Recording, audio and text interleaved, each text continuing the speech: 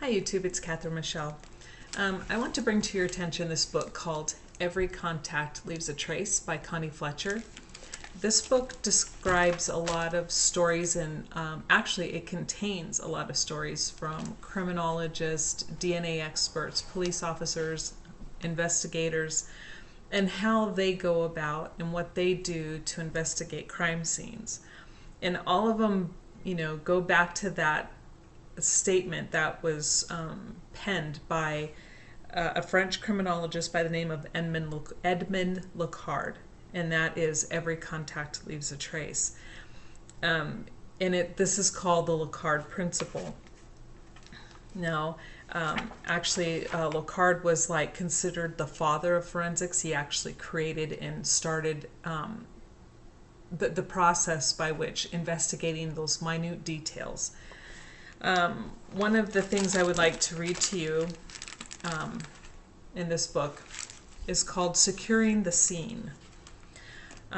This is by a homicide commander.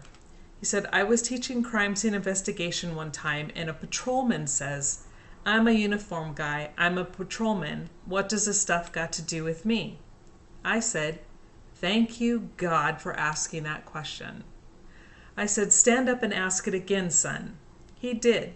I said, 'Contrary to what all homicide assholes of the world will tell you, you're the most important guy. That first uniform cop sets the tone, sets the stage for everything that follows. If you do what you're taught to do in the academy and do it well, protect the scene and protect the evidence, you're giving us a good start. If you don't, then everything's lost. You're the most important guy there. That's what you have to do. That's what it's got to do with you." And that was by a homicide commander.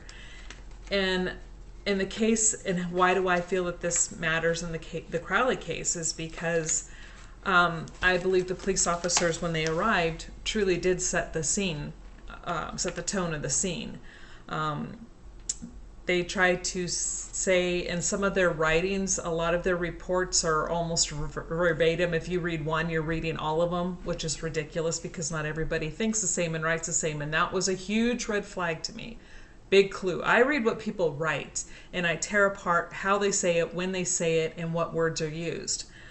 And how these reports were written are huge red flags to me. This tells me that it was a predetermined set of words that were to be used in a particular scene that they were told to say.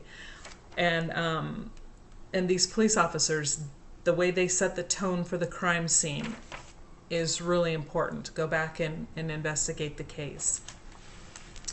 Another one that I want to bring to your attention is one by a DNA expert.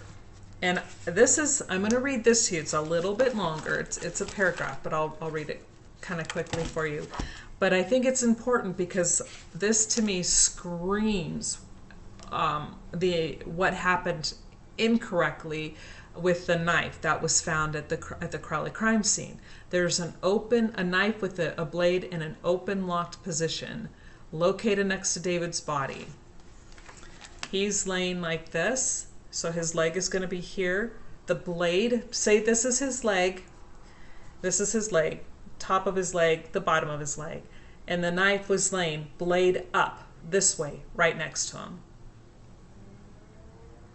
Again, this is one of those things that should have been screaming to the police officers, staged scene.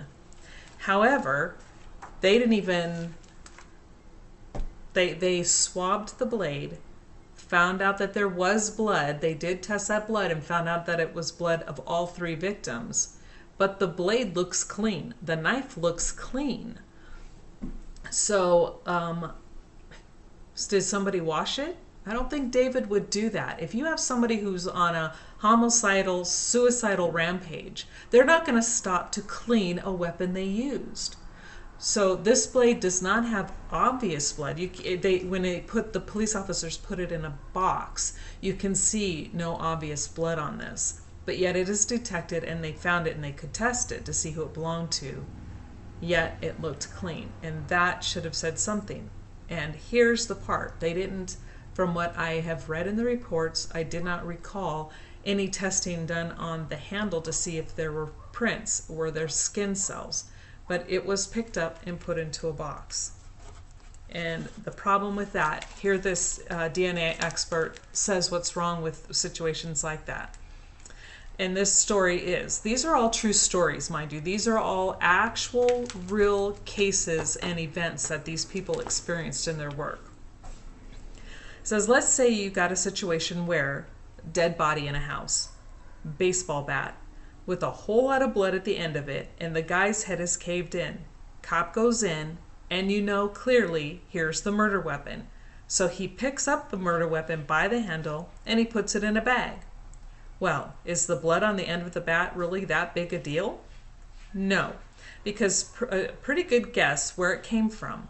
I mean, we'll want to do testing, but it ain't going to be brain surgery to figure out the blood on the end of the bat comes from the dead guy. However, what do we really want to get? We want to get the skin cells that are left on the handle of the baseball bat, because it takes a reasonable bit of force to crush somebody's skull in with a baseball bat. There's going to be friction. The killer's going to leave some skin cells on the handle of that bat. That's the important stuff, not the blood, even though it looks like the blood is going to be important. It's like, look, boss, I got the murder weapon. Yeah, and you also just contaminated the whole handle. And that's what I see what happened with the knife. They walked in and they predetermined a situation, and they from the get-go treated it as a murder-suicide. And here they had a weapon that was obviously used. Otherwise, why is it there? They never questioned why it was there. And somebody just picked it up and put it in a box. Did they use a gloved hand? I don't know. They just picked it up and put it in a box, and then didn't test it to see if there's skin cells. So that's interesting. And then another short one that I want to read to you really quick is this. Here, talking about this, right, the point I was just making. And it's, you have to be very adaptive and flexible. You can't walk in and say, it happened this way, which is what happened in the Crowley case. You weren't there when it happened. It might seem like it happened this way, but it can be completely different. And again, I see that so much in the Crowley case. They walked in, weren't sure at first, but they see a dead husband and a wife and a daughter, and then right away they're assuming murder-suicide. And then they never went off that narrative. They never looked for anything else other than what they thought was evidence to prove their theory, which was a huge mistake. They missed so much. We will be going over this soon. They missed so much. Now to continue. A crime scene I had last time I was on call. A dead body was found on the side of the road in a swamp in a rural area. Our crime lab supports the smaller agencies that don't have the money or the manpower to process a crime scene. So by the time we get there, the local detectives, they already knew who the victim was, they knew who did it, and they knew where the suspect was, and all they were waiting for was for us to get there and process the scene so they could go and arrest this guy. Sound familiar? We got there and started processing the scene.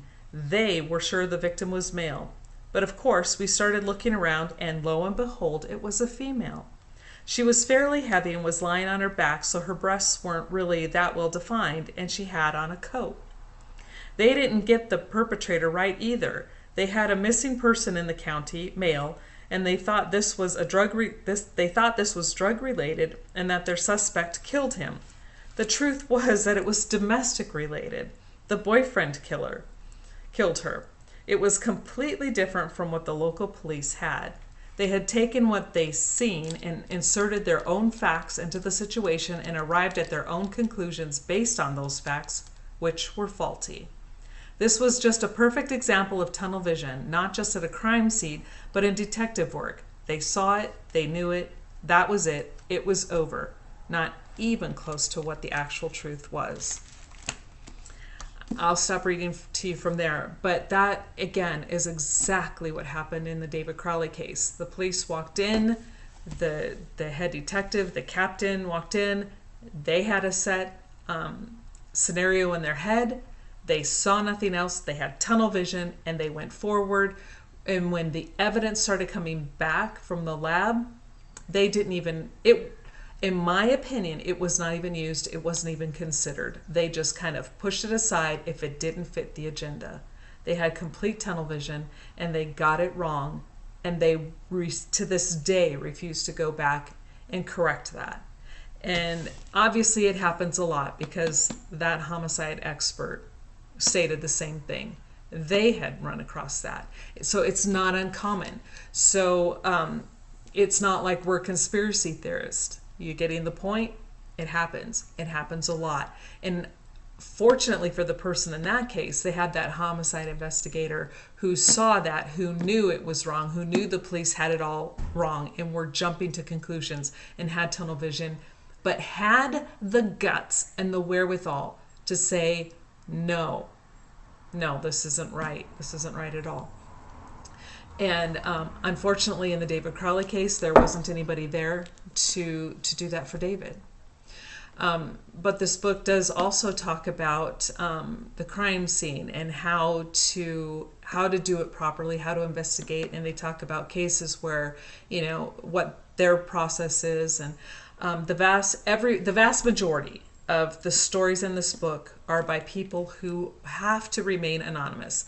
Their employers refuse to let them use their names, so it'll say homicide expert, DNA expert, criminalist, that type of thing. But these stories are real. These are true experiences. This is a factual book based on people who are in the field and their experience. And what I did find that the police, Apple Valley Police Department did do correct is that they did enter through the back. They did go around to the back. They didn't go in through the front door right away. And that was proper procedure. Unfortunately, when they got to the back and found the door ajar, maybe they should have waited to try to get through the garage or something else. I don't know. I would have to read a little bit more about that, but I find it interesting that they have a back door ajar. That means it's easily, anybody can walk in and out of it. So they don't have a secure crime scene. They find that they can enter the house quite easily, but yet they tell everybody, and they tell the newspapers, they tell the public, they write in their reports that there was no sign of forced entry. You don't need forced entry if a door is open. Logical thinking, where has it gone? But anyway, I will put a link to this book so you can either look for it in your local library or buy it from whichever book distributor you have or you use. It's an extremely interesting book, and I highly recommend it. Hope you have a good day.